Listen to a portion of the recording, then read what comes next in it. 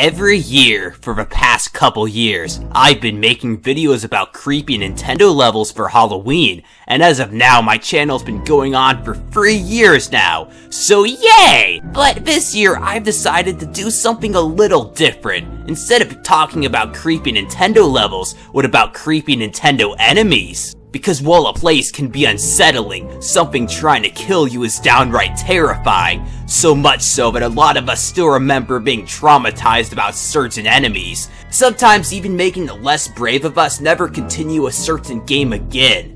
I have my share of experiences like this, but before I begin the video, I should mention that I will not be including bosses or mini-bosses, so no dead hands, although there's some stuff that I feel like I've already talked about a million times, so I won't be talking about that either. But anyway, without further ado, let's get started.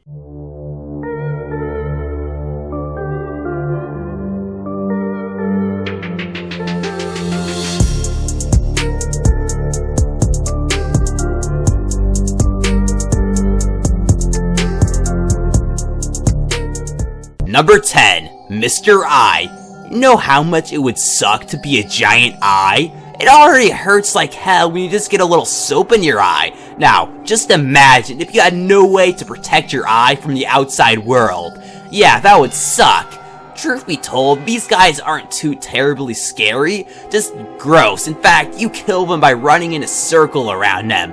But the idea of a giant eyeball larger than a person shooting laser beams is just nightmare fuel.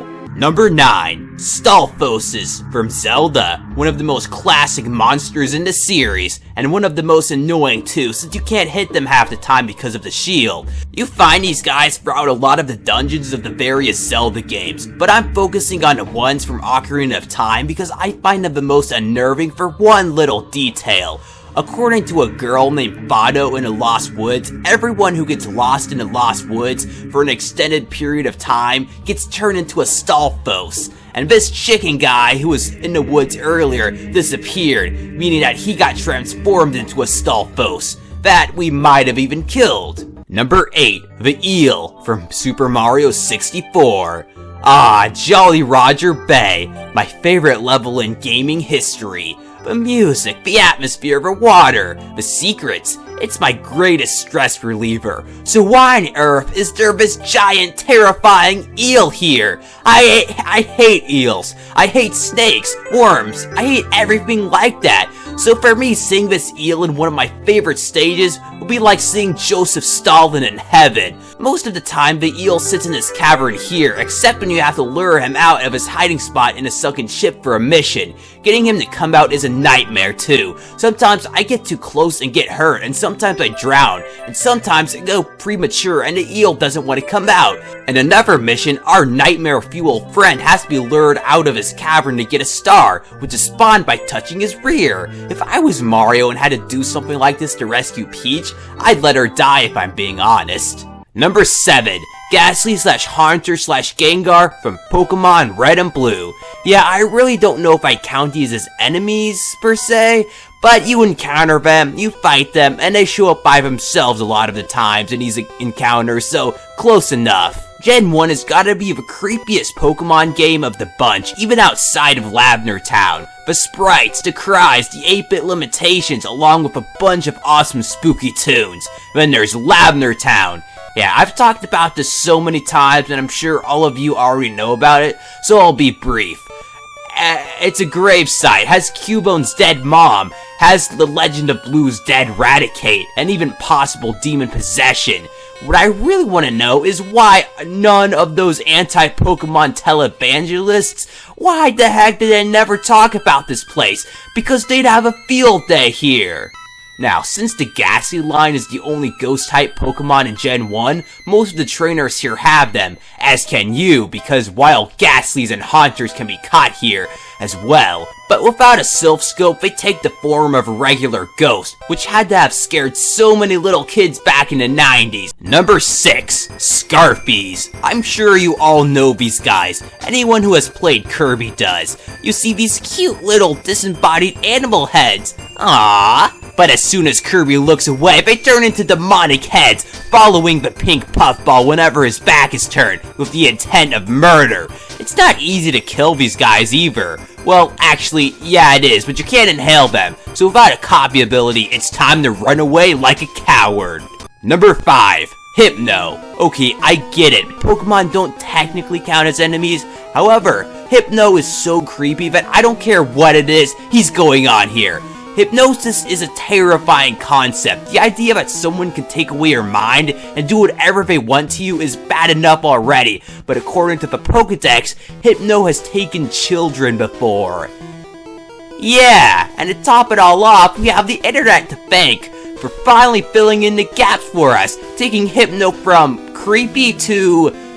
yeah, you know what I'm talking about. And if you don't, well, you lucky bastard. Number 4. PseudoGang Zombies from Mother 1. The beginning of Mother 1 is a bit different from most games, as instead of the spooky area being around halfway or something, it's one of the first areas of the adventure, Podunk Cemetery.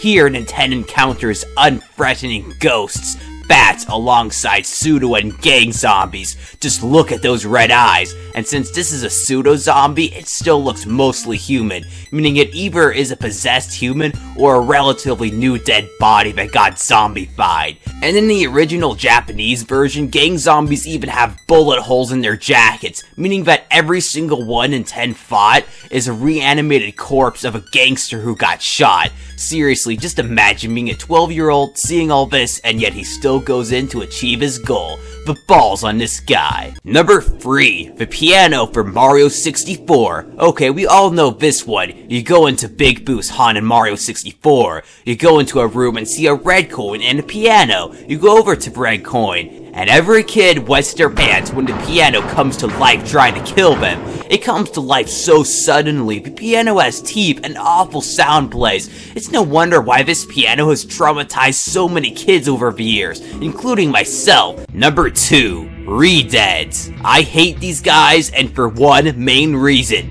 That frickin' scream. It is terrifying, so much so that it freezes Link, making him vulnerable to the redhead's attack, which is humping the target until death.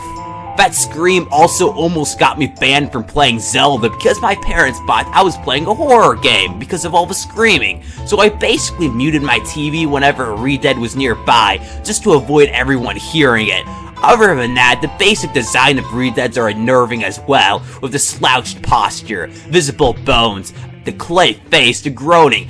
They're just a living nightmare. Number 1. Wall Masters. Scary enemies are bad enough, but how about scary enemies that can take the player back to the start of a dungeon? First appearing as a shadow, then falling down from the ceiling and taking Link to the start of the dungeon. Thankfully, you can fight them, but they can retreat quickly, so be fast. Even in terms of appearance, Wall Masters are creepy. They look like old severed hands that got cut off by someone years ago and have come back to life, looking for a body to attach itself with. But seeing that shadow on the wall boosts my anxiety by 2000%. I just want to finish this dungeon, please don't make me go back.